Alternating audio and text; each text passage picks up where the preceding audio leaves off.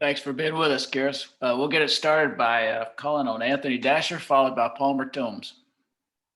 Hey, Kearis, good to see you. I see. As far as this Georgia-Florida rivalry goes, what do you notice from guys from Florida like James Cook when it comes to this rivalry? How jacked do they get for this? Yeah, those guys get pretty pumped up, especially playing in the state of Florida. I mean, going back down south to play a rivalry game. I mean, it's exciting not only for the guys from Florida, but for us Georgia boys as well. Because like growing up, I remember always watching the Florida Georgia game. Always be an exciting matchup. So we're excited. Kearis, what have you seen out of the two quarterbacks this week, especially JT working his way back into the rotation? How have they been, in preparing and splitting duties in preparing? Both QBs have been very poised and approaching practice the way they should. I mean, making sure guys in the right spots, making good checks, throwing the ball well. I mean, both of those guys have been doing a terrific job, actually. Does it mess with the flow a little bit if you're a receiver and you're changing quarterbacks throughout the game, or is that something that y'all don't notice? I mean, we don't pretty much notice. We just go out there and play football, making sure we do all assignment right. Let's go to Mark Weiser, followed by Catherine Lewis. Kearis, I guess it was probably a pretty uncharacteristic game for you, the last one in terms of the punt returns. How much did you work on that, during the off week, and how did you react basically? Yeah, I mean, I wasn't prepared. I wasn't prepared for the win. I mean, it was playing mind games with me, but I'm glad that the off week was actually very windy, and we had some windy days this week. I was able to catch some punts. I mean, I did a pretty good job at that. That's the reason why I'm late getting home. I mean, staying out the practice, catching the extra balls. I mean, what I put on film last week, not what I was supposed to have been doing. So just be able to get a redemption and just come back to better than what I was last week. What's the wind forecast for Jacksonville? Have you looked? I mean, every time we go down there, it's pretty windy. So yeah. I'm not going to let that be a factor, though. It's just be comfortable with myself. Thank you. Hey, Kearis, how does emotion play into a game like this when you lost last year? Kirby mentioned to us that he tries to keep that out. He hasn't had good experiences with showing, emotions with that. So how does that play in, and how do you avoid that kind of thing? Yeah, we don't let emotions get in the way. We just have composure. I mean, that's the main thing. I mean, our team DNA, composure, toughness, connection, and toughness. I mean, that's what we built on. So we're not really worried about the emotion of the game. It's the next game. We have to go out there and play. So that's the main thought. Let's go to Chip Towers, followed by Seth Emerson.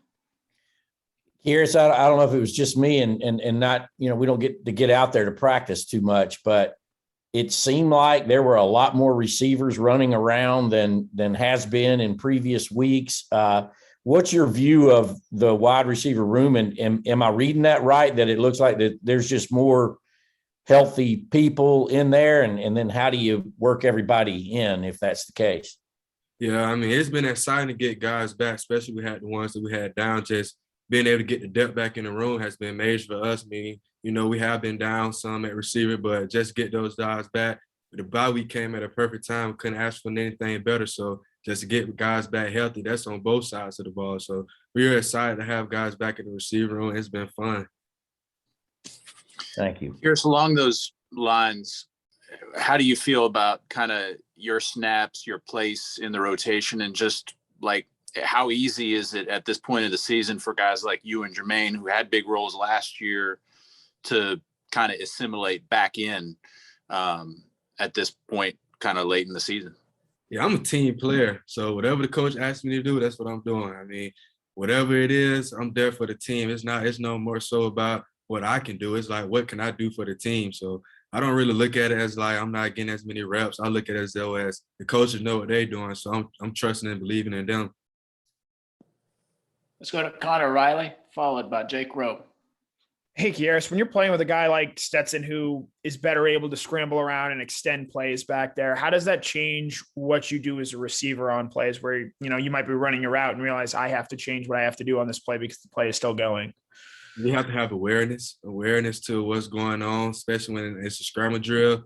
You have to be able to get open, find ways to get open, find the pockets that defense is not covering and just be available for my QB. Kearis, I apologize if you've kind of covered this already, but coming off of this bye week, where would you say you are health wise? I mean, I know you've been battling this knee thing for a while. Where are you now? I feel like I'm back to myself. I mean, I'm running around faster, moving around, routes have been better. I feel like I'm getting back to myself. Let's go to Ryan Curley, followed by Davis Baker.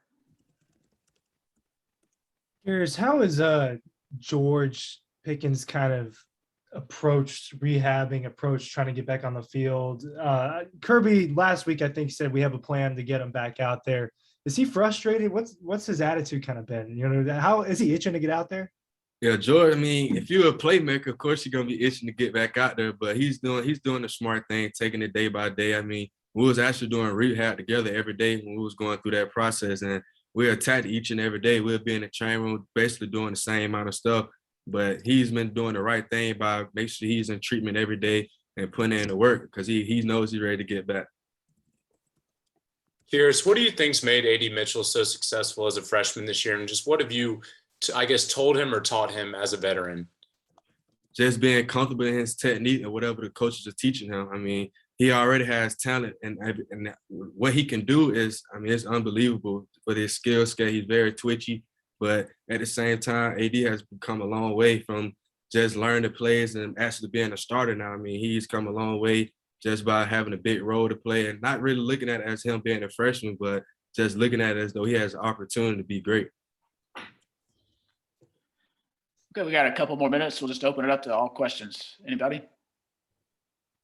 Kearis, any different feel to this game? Most of the time when you guys play Florida, I mean, the East is on the line. I'm sure y'all don't even discuss this, but that's not the case this year. So is there any kind of different feeling or vibe about it? I mean, we feel like the East always on the line, especially playing any team in the East. It feels like we have to go out there and compete. You know, everybody's coming after us, so we have to go out there and put our best game on film and just be able to show who Georgia football is. Any more questions? Anyone? Going once, going twice. All right, Kearis, thanks for your time. Yes, sir. Appreciate Thank you for having me.